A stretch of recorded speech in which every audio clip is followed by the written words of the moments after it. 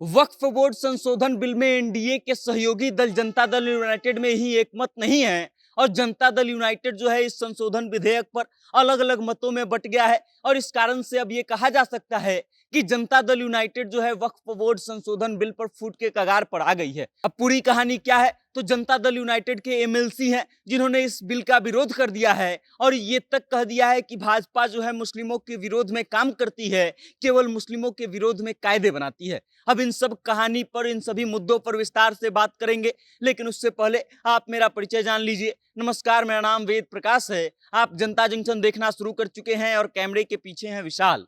वक्फ board संशोधन विधेयक जो है हाल ही में लोकसभा में लाया गया था, जिसका घोर विरोध हुआ और उस विरोध के बाद उसको जेपीसी में भेज दिया गया। अब एक कमेटी बैठी है और उस कमेटी में इस बात का अध्ययन किया जाएगा कि ये संशोधन विधेयक जो है ये कितना कारगर है और इससे किसी के अधिकारों का हनन तो नहीं हो रहा है। और उसके बाद जो है इसको संसद में पेश किया जाएगा और फिर पास करके लागू करने का प्रयास किया जाएगा। लेकिन वक्फ बोर्ड संशोधन विधेयक जब से आया है तब से देश भर में इस बात का विरोध होने लगा है कि ये संशोधन विधेयक ठीक नहीं है। मुस्लिम पक्ष जो है आरोप लगा रही है कि सरकार जो है मुस्लिमों के वक्फ बोर्ड की जमीन को हथियाना चाहती है और इस कारण से ये संशोधन विधेयक लाया गया है। और इस पर लेकर के अब एनडीए के सहयोगी दल जनता दल यूनाइटेड में भी फूट दिखाई दे रहा है। फूट इसलिए क्योंकि एक तरफ नीतीश कुमार के करीबी केंद्रीय मंत्री लल्लन सिंह जो है इस विधेयक का समर्थन करते हैं, तो वहीं दूसरी तरफ जनता दल यूनाइटेड के एक एमएलसी हैं जिनका नाम गुलाम गौस है, वो इस विधेयक का विरोध कर देते हैं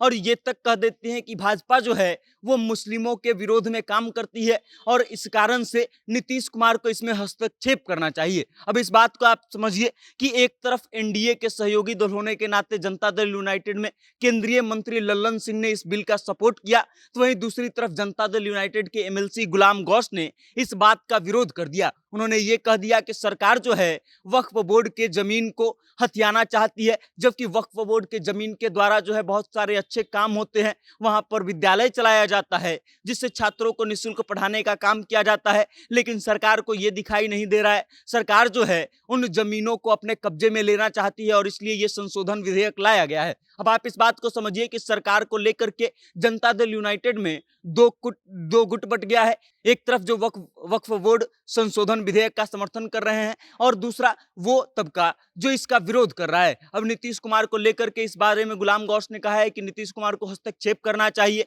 और भाजपा से ये बातचीत करनी चाहिए कि आखिर इस संशोधन विधेयक क्यों लाया गया है। अब कमाल की बात यह है कि जनता दल यूनाइटेड जो है फिलहाल ऐसी परिस्थिति में है कि वो सरकार बना और बिगाड़ सकती है और इस कारण से अगर नीतीश कुमार इसमें हस्तक्षेप करते हैं तो हो सकता है कि ये विधेयक जो है लाया ही न जाए या हो सकता है कि इसमें बहुत सारे बदलाव किए जाएं। अब आप इस बात को समझिए, गुलाम गौस ये भी कहते हैं कि मुस्लिमों को सिर्फ टारगेट किया जाता है भारतीय जनता पार्टी के द्वारा। पहले 3 तलाक का मुद्दा हो गया, उसके बाद जो है कई चीजों का जिक्र करते हैं और कहते हैं कि सिर्फ मुसलमानों में ही सुधार की गुंजाइश नहीं है, बल्कि अलग अलग चीजों पर भी बात की जानी चाहिए और सभी धर्मों पर काम किया जाना चाहिए और किसी भी धर्म का जो है अनादर नहीं हो, इस बात का ख्याल रखना चाहिए। अब गुलाम गौस जिस तरीके से विरोध कर रहे हैं, जिस तरीके से इस वक्फ बोर्ड संशोधन विधेयक पर सवाल खड़ा कर रहे हैं, इस बात को समझना बेहद आसान है कि जनता दल यूनाइटेड जो है 2 गुटों में बढ़ चुकी है और जनता दल यूनाइटेड का एक तबका जो है इस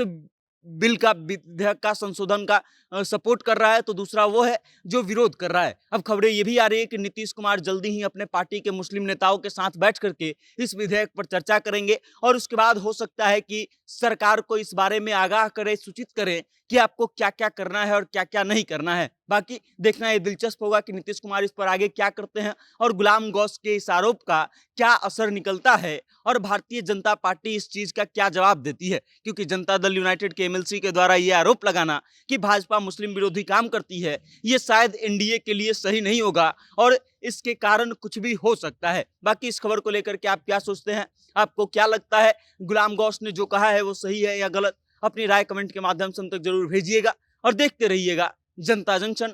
बहुत बहुत धन्यवाद।